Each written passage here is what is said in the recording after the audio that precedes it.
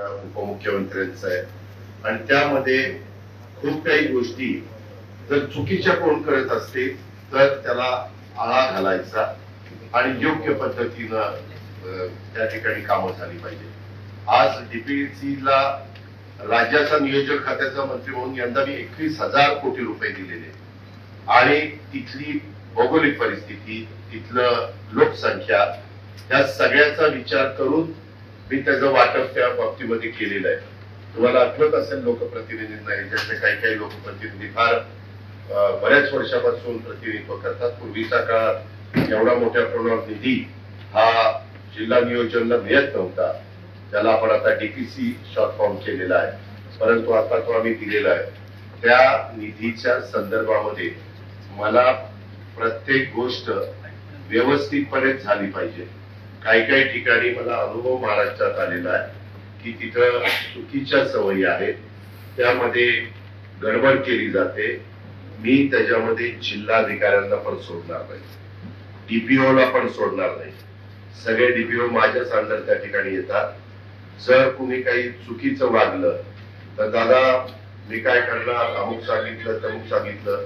तुम्हाला शासनामध्ये आम्ही 100 दिवसाचा कार्यक्रम मुख्यमंत्र्यांनी दिलेला आहे, तो योग्य पद्धतीनं काम करण्याच्या करता दिलेला आहे. आमची जशी जबाबदारी सरकार चांगल्या पद्धतीनं चालवायचं, तसं अंमलबजावणी करण्याची जबाबदारी अधिकारी म्हणून तुमची आहे. तुम्ही जर कोणी मनामध्ये आणलं की काय हे बोलून जातील परत आपल्याला, पण मला जर कचाकच सापडला तर त्याला असा तसा सोडणार नाही.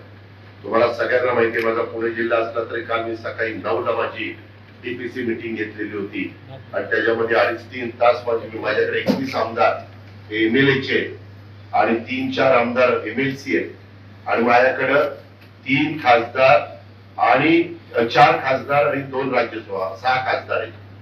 एवढी मोठी माझी डीपीसी असती आणि तिथं पण कधी माझ्यावर एक पैशाचा आरोप झालेला नाही की डीपीसी मध्ये इथं असं झालं तसं झालं. आम्ही जिल्हाधिकारी डीपीसी मध्ये ठरवून दिलेले सूत्र आहे की आमच्या आता इथं परदेशी आमचे रवींद्रसिंह परदेशी पोलीस अधीक्षक आहेत, एसपी, बाबा पोलीस खात्याला किती टक्के, शालेय शिक्षणाला किती टक्के, त्याच्यामध्ये काही रेव्हेन्यूला मोटारी पाहिजेत का, पोलिसांना काही इन्फ्रास्ट्रक्चरच्या निमित्तानं काही पाहिजे का, महिला बाल विकासला पण आपण काही प्रमाणात अंगणवाडी किंवा इतर कामाच्या करता पैसे देतो. मला वाटतं 100%तलं 25% का काहीतरी 1% दिव्यांगांना यंदा दिलेले, ते त्याच्यामध्ये आपण 1% त्या दिव्यांगांचा टाकलेला आहे.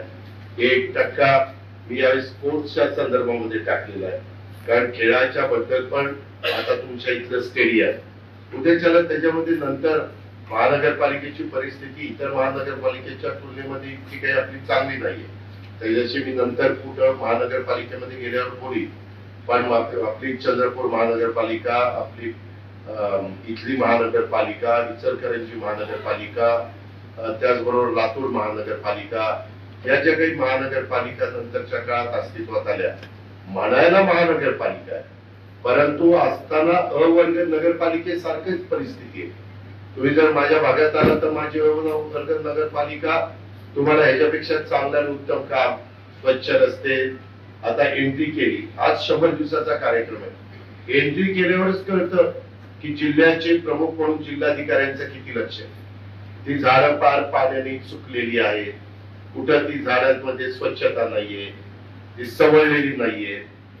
हे काय म्हणजे, आणि आम्ही तुम्हाला काही निधी डीपीसी मध्ये नाविन्यपूर्ण, मी यावेळेस मुद्दाम नाविन्यपूर्णचा निधी कसा खर्च होतो त्याचा 36च्या 36 जिल्ह्यांचा आढावा घेणार आहे. माझ्या बीड आणि पुण्यासहित मी नियोजन खात्याचे एसीएस देवरा त्यांनाही सांगितलेलं की देवरा त्याच्यामध्ये काही काही ठिकाणी फार वेगळं आपल्याला ऐकायला मिळतं. टेंडर पण नीटच निघाली पाहिजे. ऑनलाईन टेंडर वेगळं, ऑफलाईन टेंडर वेगळं, आणि मिस्टेक झाली हे जर अधिकाऱ्यांनी सांगितलं तर मी त्या अधिकाऱ्याला जबाबदार देईन. पीडब्ल्यूडीचा असेल तर पीडब्ल्यूडी, इरिगेशन असेल तर इरिगेशन, महावितरण असेल तर महावितरण, जे कोणी संबंधित डिपार्टमेंट असतील ते त्याला त्या ठिकाणी जबाबदार राहतील. निधी पण देताना तुम्हाला नियोजन कसं आहे, नगर विकासला नगरपालिकेला इतके टक्के निधी दिला पाहिजे, रस्त्याच्या कामाला इतके टक्के निधी दिला पाहिजे. मला बऱ्याचशा ठिकाणी रस्त्यांची पण कामं त्या योग्यतेची राहत नाही, अशा पद्धतीनं एकंदरीत चित्र ऐकायला मिळतं. माझी एवढीच विनंती आहे की आज देवेंद्रजी, एकनाथरावजी, मी आणि आमची सगळी टीम काम करत असताना त्या कामाच्या संदर्भामध्ये योग्य पद्धतीचंच काम हे झालं पाहिजे. लोकांना पण रिझल्ट, जसं आता मी बीडला पालकमंत्री झालो, बीडची लोक चर्चा करायला लागली की नाही पूर्वीपेक्षा बदल आम्हाला जाणवायला लागला.